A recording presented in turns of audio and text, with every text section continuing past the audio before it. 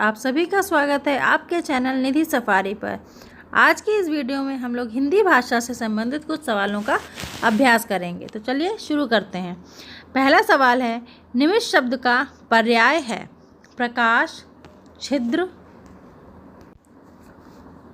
पूर्ण और क्षण। तो निमिष का अर्थ होता है क्षण। तो आपका ऑप्शन डी आपका सही हो जाएगा, कुछ इस तरीके से, ऑप्शन डी।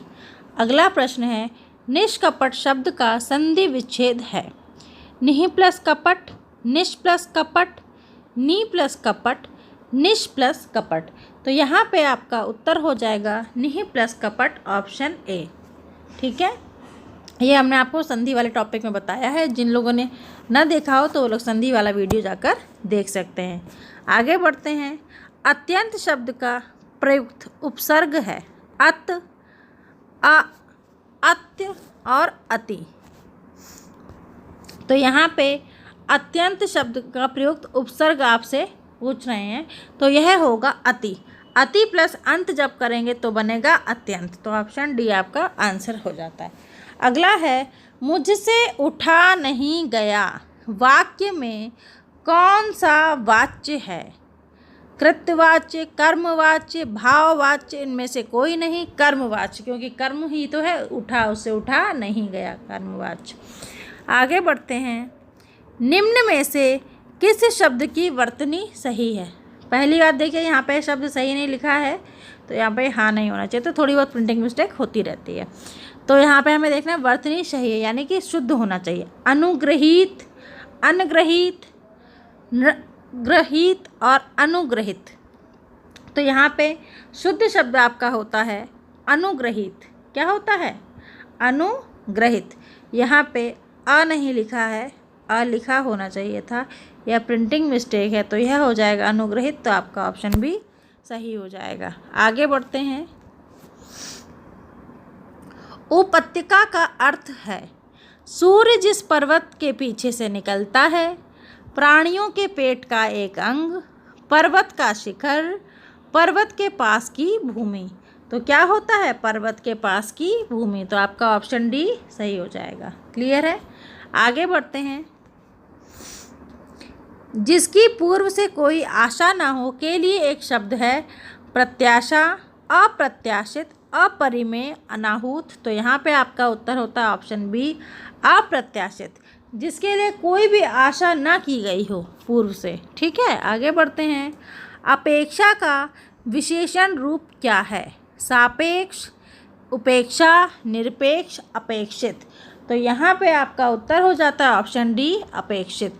अपेक्षा का विशेषण रूप है अपेक्षित। इया, इया का उच्चारण स्थान होता है नासिक, कंठोष्ठ, मूर्धन्य और फिर कंठ तालव्य। तो इया का जो आपका उच्चारण स्थान होता है वह आपका होता है नासिक के, नाक से बोलते हैं ना, इसलिए ऑप्शन ए आपका सही हो जाएगा। यहाँ आगे बढ़ते हैं। गोधूम शब्द का तद्भव है क्या है? गेहूँ, गाय, गोबर और गोधन। तो गोधूम जो शब्द है इसका तद्भव है गेहूँ। क्या है? गेहूँ। ऑप्शन ए टिक कर देते हैं, ऑप्शन ए। अगला प्रश्न है, श ध्वनि का उच्चारण स्थान क्या है? दंत, मूर्धा, तालु, दंतालु। तो श ध्वनि का उच्चारण स्थान है तालु। तो आपका ऑप्शन सी सही हो जाएगा। अगले प्रश्न की ओर बढ़ते हैं। 4 गज मलमल में कौन सा विशेषण है? संख्यावाचक, गुणवाचक, परिमाण बोधक या सार्वनामिक। विशेषण आपसे पूछा जा रहा है, तो यहाँ पे आपका है परिमाण बोधक। ठीक है, आगे बढ़ते हैं। शीर्ष का तत्सम रूप क्या है? शीशा, शीर्ष, सिरा या शीर्षक। तो आपके शीर्ष का तत्सम रूप है शीर्ष, मतलब सबसे आगे, ऑप्शन बी। आगे है, निम्नलिखित में से किस देश में हिंदी भाषा का प्रयोग लिखने व बोलने में किया जाता है? ऑस्ट्रेलिया, दक्षिण अमेरिका, पाकिस्तान, मॉरिशस। तो आपका उत्तर है मॉरिशस। मॉरिशस में हिंदी भाषा को बोलने एवं लिखने में प्रयोग किया जाता है। चौराहा शब्द में समास है कर्मधारय, द्वंद्व, अव्ययी और द्विगु। तो चौराहा शब्द में जो समास है वह है द्विगु, क्योंकि संख्या का बोध हो रहा है। चौराहा मतलब कि 4 राहें। अगले प्रश्न की ओर बढ़ते हैं। सूरसागर किस भाषा की रचना है? अवधी, फिर है आपका बुंदेली, फिर आपका आता है ब्रज और फिर है छत्तीसगढ़ी। तो सभी को मालूम है किस में रचना है? ब्रज भाषा में। तो ऑप्शन सी। आँख की किरकिरी होना का अर्थ है अप्रिय लगना होना चाहिए यहाँ पे, लगना। फिर आपका है धोखा देना, कष्टदायक होना, बहुत प्रिय होना।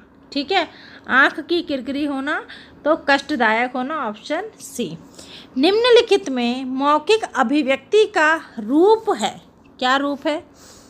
शुद्ध वर्तनी, सुलेख, श्रुतलेख, आशु भाषण। तो मौखिक अभिव्यक्ति का रूप है आशु भाषण, जो नेता लोग देते हैं ना, वही जो वो भाषण देते हैं। आगे बढ़ते हैं। वीरों का कैसा हो वसंत कविता किसने लिखी है? सुमित्रा कुमारी चौहान, सुभद्रा कुमारी चौहान, माखनलाल चतुर्वेदी, रामधारी सिंह दिनकर। तो यह कविता लिखी है सुभद्रा कुमारी चौहान ने, ऑप्शन बी। फिर है हिंदी भाषा में कितनी बोलियां हैं? 15, 25, 18 और 22। तो हिंदी भाषा में 18 बोलियां हैं, तो ऑप्शन सी। आगे बढ़ते हैं। निम्नलिखित में से कौन सी व्याकरण और वर्तनी से शुद्ध भाषा कहलाती है? साहित्यिक भाषा, प्रांजल भाषा, व्याकरणिक भाषा और मानक भाषा। तो मानक भाषा है जो व्याकरण और वर्तनी से शुद्ध कहलाती है, ऑप्शन डी। अगला प्रश्न है। भारतेंदु युग में निकलने वाली पत्रिका युग्म है? कविवचन सुधा, हिंदी प्रदीप, सरस्वती माधुरी, कल्पना ज्ञानोदय, नवनीत कादम्बिनी। तो यहाँ पे आपका उत्तर है ऑप्शन ए, जो कि है कविवचन सुधा और हिंदी प्रदीप। टिक कर देते हैं कुछ इस तरीके से। निम्नलिखित में से कौन सा रासो आल्हा खंड के नाम से प्रसिद्ध है?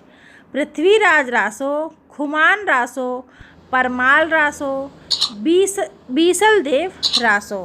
तो आप सबको पता है परमाल रासो, तो यहाँ पे उत्तर हो जाएगा परमाल रासो। तद्भव पत्रिका के संपादक का नाम है लीलाधर जगूड़ी, विश्वनाथ प्रसाद तिवारी, हरे प्रकाश उपाध्याय और अखिलेश। तो अखिलेश जो हैं वो है तद्भव पत्रिका के संपादक। आगे बढ़ते हैं। 12 बरस लौ कूकर जीवे, अरु 13 लौ जिए सियार। यह पंक्ति किसकी है? विद्यापति, चंदवरदाई, नरपति नालह, जगनिक। ठीक है, तो यह रचना है जगनिक की, ऑप्शन डी। जगनिक से संबंधित कई प्रश्न पूछे गए हैं, तो इनकी रचनाओं को ज़रा ध्यान से आप लोग देखें। आगे बढ़ते हैं। दिए गए गद्यांश को पढ़कर निम्नलिखित प्रश्नों के सही विकल्प छांटिए। आदिम आर्य घुमक्कड़ ही थे, यहाँ से वहाँ वे घूमते ही रहते थे। कौन घूमता रहता था? आदिम आर्य क्या थे? घुमक्कड़ थे, घूमते ही रहते थे, घूमते भटकते। एक मिनट रुकिए, थोड़ा सा इसको हल्का सा ऊपर कर दें, कुछ इस तरीके से। पहले में पाठ पढ़ लेते हैं, फिर प्रश्न करेंगे, ठीक है। इसको हल्का सा नीचे करना पड़ेगा। हाँ, आदिम आर्य घुमक्कड़ ही थे, यहाँ से वहाँ वे घूमते ही रहते थे, घूमते भटकाते ही वह भारत पहुँचे। यदि घुमक्कड़ी का बाना उन्होंने धारण किया होता, यदि वे एक स्थान पर ही रहते, तो आज भारत में उनके वंशज न होते। भगवान बुद्ध घुमक्कड़ तथा भगवान महावीर घुमक्कड़ थे। वर्षा ऋतु के कुछ महीनों को छोड़कर एक स्थान में रहना बुद्ध के वंश का नहीं था। 35 की आयु में उन्होंने बुद्धत्व प्राप्त किया। कब किया? 35 की आयु में। और घुमक्कड़ कौन? देखिए, आदिम आर्य घुमक्कड़ थे, साथ में भगवान बुद्ध घुमक्कड़ थे, भगवान महावीर भी घुमक्कड़ थे। ठीक है, अब देखिए 35 वर्ष की आयु में उन्होंने बुद्धत्व प्राप्त किया और 35 वर्ष से 80 वर्ष तक की आयु, जब तक कि उनकी मृत्यु हुई, 45 वर्ष तक वे निरंतर घूमते ही रहे।